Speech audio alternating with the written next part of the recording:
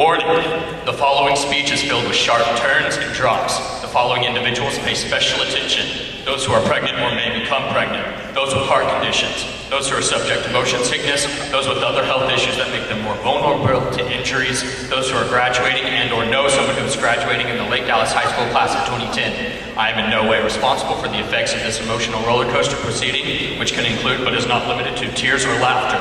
Thank you.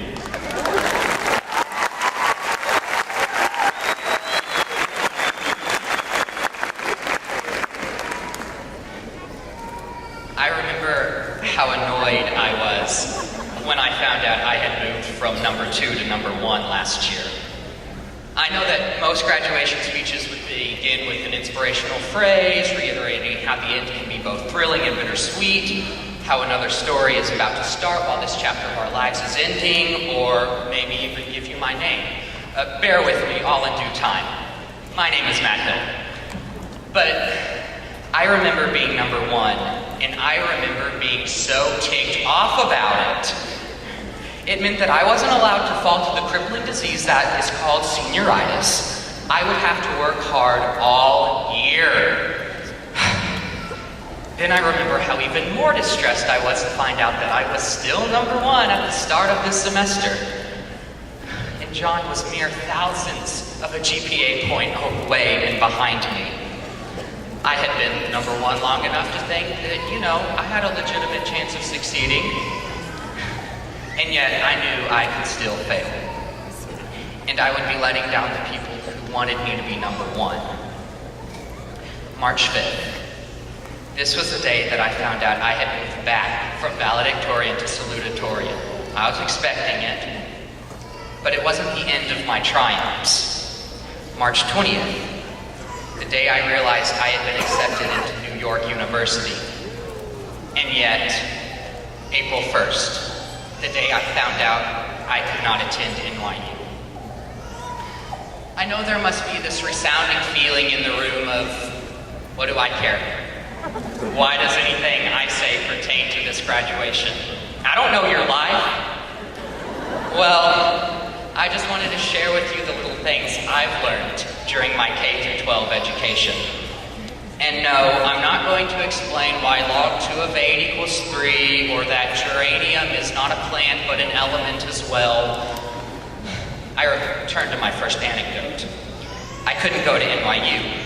As much as I felt life was drawing me to one locale, one purpose, one destiny, life then shook me up and said, no, you're not ready yet.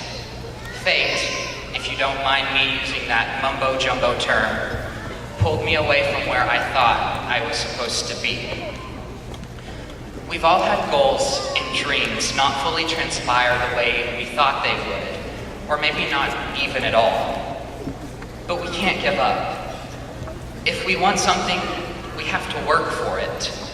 We have been prepared to walk this world alone, take care of ourselves, and achieve our dreams without our parents doing the dirty work for us. We've been prepared so much. I can just remember all that's happened to me. Well, almost all. When I did meet the teacher back in kindergarten, this woman was showing me around the classroom before the first day of school. My teacher was named Miss Webb. So this woman showed me Miss Webb's desk, Miss Webb's books, Miss Webb's whiteboard. Then I, in confusion, asked her, "Where's Miss Webb?" Well, she was Miss Webb. In that time, I've managed to gain a little bit of knowledge, and I'm not that same individual. I've been a pretty good student with limited scandals, save for the one time Dr. Cummings came to visit and I passed out. Well, I'm better now. In just the past year since being a junior usher at the graduation ceremony for the class of '09, I've done a lot of things. I was Sweeney Todd. I got a call during homecoming week to find out that our float had fallen off of its trailer and off the road altogether. I waded through bubbles in a haunted house. I cross-dressed on stage, and I was hot. I ate at the very first Whataburger down in Corpus Christi. I got to experience New York and Broadway. Shameless plug. Go see Billy Elliot. It's fantastic. I hear it's coming to Dallas next year. It's about a kid scared to follow his dreams because of the way people would think about him. Yeah, it pertains a little bit. Sorry, back to the past now. I had stunted growth because I was always studying and doing homework, and I was never asleep.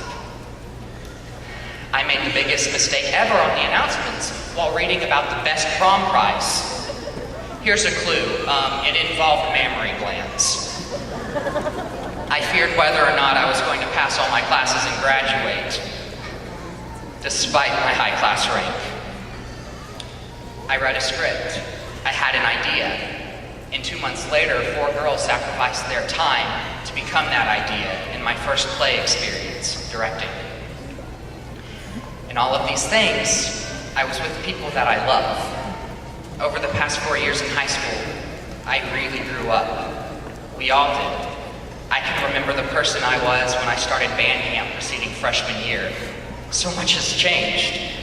I learned to think for myself, and I began to realize if someone was really a friend or a foe. I learned how to love, and I learned how to be independent. I learned how to drive, and my parents probably still regret that. I learned when to take sides and when to stay out of a situation. I learned how to survive various classes, which seems kind of pointless now because they're all over. I learned how to be true to myself and not let anyone change me, because I'm fine just the way I am, and I have a moral compass and I have a personality too. I've lived through so much with the graduates before you today. They're all really talented individuals. Among them are musicians, athletes, future politicians, artists, architects, and doctors. You name it, they are in this group. Well, save for words like terrorist or high school dropout, you will not find them here.